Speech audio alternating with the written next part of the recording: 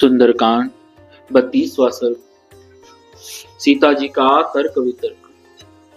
तब शाखा के भीतर छुपे हुए विद्युत पुंज के समान अत्यंत पिंगल वर्ण वाले और श्वेत वस्त्रधारी हनुमान जी पर उनकी दृष्टि पड़ी। फिर तो उनका चित्त चंचल हो उठा। उन्होंने देखा फूले हुए अशोक के समान अरुण कांति से प्रकाशित एक विनीत और प्रियवादी वानर डालियों के बीच में बैठा है। उनके नेत्र तपाए हुए स्वर्ण के समान चमक रहे। विनीत भाव से बैठे हुए वानर श्रेष्ठ हनुमान जी को देखकर मिथिलेश कुमारी को बड़ा आश्चर्य हुआ। वे मन ही मन सोचने लगी, अहो, वानर योनि का यह जीव तो बड़ा ही भयंकर है। इसे पकड़ना बहुत ही कठिन है। इसकी और तो आंख उठाकर देखने का भी साहस नहीं होता। ऐसा विचार कर वे पुनः भय से मूर्छित सी हो गई। भय से मोहित हुई भामिनी सीता अत्यंत करुणाजनक स्वर में हा राम, हा लक्ष्मण ऐसा कहकर दुख से आतुर हो अत्यंत विलाप करने लगी। उस समय माता सीता मंद स्वर में सहसा रो पड़ी। इतने में ही उन्होंने देखा वह श्रेष्ठ वानर भी बड़ी विनय के साथ निकट आ बैठा है। तब भामिनी मिथिलेश कुमारी ने सोचा, यह कोई स्वप्न तो नहीं। उधर दृष्टिपात करते हुए उन्होंने वानर राज सुग्रीव के आज्ञापालक विशाल और टेढ़े मुख वाले परम आदरणीय बुद्धिमानों में श्रेष्ठ वानर प्रवर पवन पुत्र हनुमान जी को देखा। उन्हें देखते ही सीता जी अत्यंत व्यतीत होकर ऐसी दशा को पहुंच गई मानो उनके प्राण निकल गए।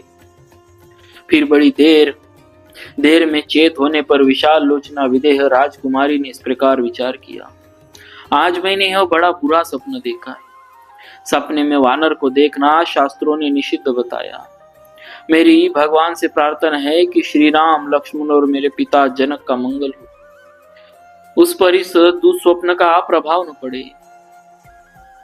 परंतु यह स्वप्न तो हो नहीं सकता, क्योंकि शोक और दुख से पीड़ित रहने के कारण मुझे कभी नींद आती ही नहीं। नींद उसे आती है जिसे सुख हो। मुझे तो उन पूर्ण चंद्र के समान मुख वाले प्रभु श्री रघुनाथ जी से बिछुड़ जाने के कारण अब सुख सुलभ ही नहीं है। मैं बुद्धि से सर्वदा राम राम ऐसा चिंतन करके वाणी द्वारा भी राम नाम का ही उच्चारण करती रहती हूँ। अतः उस विचार के अनुरूप वैसे ही अर्थ वाली यह कथा देख और सुन रही। मेरा हृदय सर्वथा श्री रघुनाथ जी में ही लगा हुआ है। अतः श्री राम दर्शन की लालसा से अत्यंत पीड़ित हो सदा उन्हीं का चिंतन करती हुई उन्हीं को देखती और उन्हीं की कथा सुनती हूँ। सोचती हूँ कि संभव है यह मेरे मन की ही कोई भावना हो, तथापि बुद्धि से भी तर्क वितर्क करती हूँ कि यह जो कुछ दिखाई देता है इसका क्या कारण है। मनोरथ या मन की भावना का कोई स्थूल रूप नहीं, परंतु इस वानर का रूप तो स्पष्ट दिखाई दे रहा और यह मुझसे बातचीत भी करता है। मैं वाणी के स्वामी बृहस्पति को, वज्रधारी इंद्र को, स्वयंभू ब्रह्मा जी को तथा वाणी के अधिष्ठातृ देवता अग्नि को भी नमस्कार करती हूँ। इस वनवासी वानर ने मेरे सामने यह जो कुछ कहा है यह सब सत्य है। वह सब सत्य हो, उसमें कुछ भी अन्यथा न हो। इस प्रकार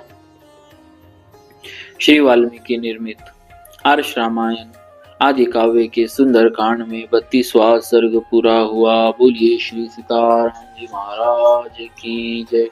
भक्तवत्सल भगवान की जय।